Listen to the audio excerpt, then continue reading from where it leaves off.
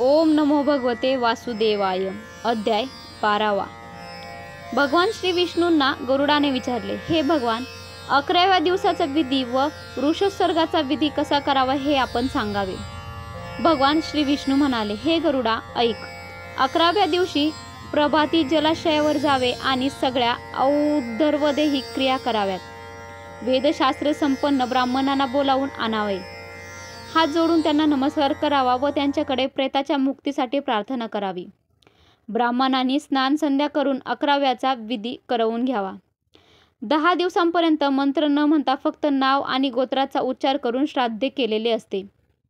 11व्या दिवशी मात्र मंत्रास प्रेताला पिंडदान करावायचे असते. त्यासाठी विष्णूची सोन्याची, ब्रह्मदेवाची चांदीची, रुद्राची तांब्याची व यमाची लोखंडाची मूर्ती वा प्रतिमा करावी. पश्चिम दिशेला गंगाजळाने भरलेला विष्णूचा कलश ठेवावा. त्यावर पिवळ्या वस्त्रात गुंडाळलेली विष्णूची प्रतिमा ठेवावी. पूर्व दिशेला जलाने भरलेला ब्रह्मदेवाचा कलश ठेवावा. त्यावर शुभ्र वस्त्रात गुंडाळलेली ब्रह्मदेवाची प्रतिमा ठेवावी. उत्तर दिशेला मध व तुपाने भरलेला रुद्राचा कलश ठेवावा व लाल वस्त्रात गुंडाळलेली रुद्राची प्रतिमा ठेवावी. दक्षिण दिशेला इंद्र जलाने भरलेला यम कलश ठेवावा व त्यावर काळ्या वस्त्रात गुंडाळलेली यमाची प्रतिमा ठेवावी. मध्यभागी वर्तुळ काढून कौशिकपुत्र ब्राह्मणाची स्थापना करावी. दक्षिणेकडे तोंड करून अपस्यव्य होऊन विष्णू, ब्रह्मदेव, शिव आणि यमराज यांना वेदमंत्रांनी तर्पण करावे. दशघाटादी श्राद्ध करावे व गोदान करावे. गोदान करताना, हे माधवा, मी दिलेल्या गायीने आपण प्रसन्न व्हावे असे म्हणावे. पुत्राने ब्राह्मणाला दान द्यावयाच्या शय्येवर सोन्याची प्रतिमा ठेवून व मृताने वापरलेले कपडे, दागिने, वाहन, तुपाने भरलेले काश्याचे भांडे, 7 प्रकारचे धान्य आणि मृताच्या आवडीच्या वस्तू, अंत्यसमयी केलेले नसलेली 8 महादाने शय्येवर ठेवून ब्राह्मणाची 5 पूजा करावी. लाडू, मालपुआ इत्यादी मिष्टान्न, दूध ब्राह्मणाला द्यावे. ही प्रेतशय्या मी आपल्याला दान करीत आहे असे म्हणून ते सर्व ब्राह्मणास द्यावे व प्रदक्षिणा घालून नमस्कार करावा. 11व्या दिवशी विधीपूर्वक वृषसर्ग करून चांगला बैलाचे दान ब्राह्मणाला द्यावे. लाल डोळ्यांचा, पिंगल शिंगाचा, लाल रंगाचा गळा व खूर असलेला पांढऱ्या पोटाचा, काळ्या पाठीचा बैल ब्राह्मणाला, चमकदार लाल बैल क्षत्रियाला, पिवळा वैश्याला व काळ्या रंगाचा शूद्राला असे सांगितले आहे. वृषसर्ग विधीत बैलाचे दान करावे लागते. वृषसर्ग व गया श्राद्ध करतो तोच खरा पुत्र, बाकीचे विष्ठेप्रमाणेच. ज्यांचे पितर रौरवाही नरकात गेले आहेत त्यांना वृषसर्ग 21 पिढ्यांची मोक्षप्राप्ती होते. स्वर्गात गेलेले पितर सुद्धा वृषसर्गाची इच्छा धरून असतात. त्यामुळे सर्व पितरांना मोक्ष मिळवून देणारा विधीपूर्वक केलेला वृषसर्ग यज्ञ अत्यंत महत्त्वाचा आहे. वृषसर्ग करण्यासाठी ग्रहांची स्थापना करून वैदिक मंत्रासह पूजा केली जाते. शास्त्रानुसार होम हवन करून गाय आणि बैलाची पूजा केली जाते. कालवड व वासरू दोघांनाही कंगन बांधले जाते आणि विवाहाच्या विधीप्रमाणे खांब पुरले जातात. कालवड आणि वासराला रुद्रकुंभाच्या जलाने स्नान घातले जाते. गंध लावून पुष्पमाला घालून त्यांच्या भोवती प्रदक्षिणा घातली जाते. उजव्या बाजूला त्रिशूळ व डाव्या बाजूला चक्र हे चिन्ह लावले जाते.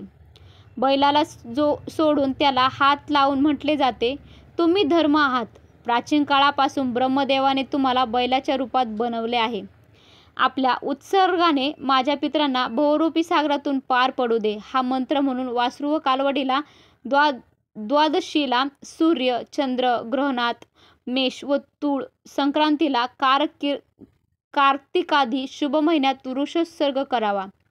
शुभ मुहूर्त, शुभ लग्न, शुभ जागा पाहून विधी जाणणाऱ्या सुलक्षणी ब्राह्मणाकडून जप, होम व दानाने देहाला पवित्र करून सर्व विधी करावेत.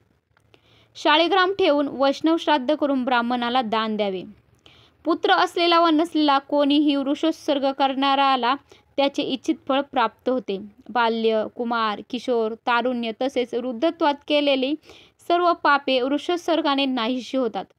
ब्रह्महत्या करणारा, दारुडा, कृतघ्न मित्रद्रोही, सुवर्णचोर या सर्वांना वृषसर्गाने मुक्ती मिळते. तिन्ही लोकात वृषसर्गासारखे पुण्य नाही. पती आणि पुत्र जिवंत असताना मृत झालेल्या स्त्रीसाठी वृषसर्ग करू नये. त्याऐवजी दुभती गाय दान द्यावी. बैलाला काठीने व चाबकाने मारणाऱ्याला यमयातना सोसाव्या लागतात. ऋषोत्सर्ग केल्यावर संपेडीपूर्वी षोडण श्राद्ध करावे. त्याचा विधी असा: मृतक स्नान, दार, अर्धा मार्ग चिता, मृताच्या हातावर अस्थी गोळा करताना आणि 10 दिवसांचे 10 असे 16 पिंड द्यावेत. हे मलिन षोडशी. दुसरे षोडश्राद्ध मध्य. त्यात पहिले पिंड विष्णूसाठी, दुसरे पिंड शंकरासाठी आणि तिसरे पिंड सपरिवार यमासाठी द्यावे. चौथा पिंड सोमराजासाठी, पाचवा पिंड हव्यवाहासाठी, सहावा पिंड काव्यवाहासाठी, सातवा पिंड काळासाठी द्यावा. आठवा पिंड रुद्रासाठी, नववा पिंड पुरुषासाठी, 10वा पिंड प्रेतासाठी, 11वा पिंड विष्णूसाठी, 12वा पिंड ब्रह्मदेवासाठी, 13वा पिंड विष्णूसाठी व 14वा पिंड शंकरासाठी, 15वा पिंड यमासाठी व 16वा पिंड तत्पुरुषासाठी करावा. 12 महिन्यात 12 पिंड पाक्षिक, त्रैपाक्षिक आणि न्यूनमासिक पिंड व आब्दिक पिंडाचे दान करावे. 11व्या दिवशी खीर करून श्राद्ध घालावे. 3 षोडश श्राद्धांची 48 प्रेतत्वनाशक विधिवत श्राद्ध करणे जरुरीचे असते. ही केली नाही तर प्रेत स्थिर होते, त्याला भोजन प्राप्त होत नाही. जी स्त्री आपल्या मृत पतीसाठी हे श्राद्ध घालते तिला सात्विक प्राप्त होते, तिचे जीवन सफळ होते. एखादा माणूस पाण्यात बुडून अथवा आगीत सापडून मेला तर त्याचे अर्धदैहिक श्राद्ध वगैरे विधीपूर्वक करावे. जो सर्पदंशाने मृत्यू पावतो त्याच्यासाठी दोन्ही पक्षाच्या पंचमीला नागाचे पूजन करावे. पिठाचा साप तयार करावा व त्याची पांढऱ्या सुवासिक फुलांनी, चंदनाने, धूप दीपाने पूजा करावी. तांदूळ व तीळ वाहावेत. कच्चा वाटलेला नैवेद्य आणि दूध ठेवावे. यथाशक्ती गाय आणि सोन्याचा नाग ब्राह्मणाला दान देऊन नागराजा प्रसन्न हो असे म्हणावे, म्हणजे मृताला मोक्ष मिळतो. अन्नजलासह घटदान करावे. अर्धासह क्रमाने पिंडदान करावे व सूतक संपल्यावर शय्यदान व पददान करावे. 12वा अध्याय समाप्त. ओम नमो भगवते वासुदेवाय.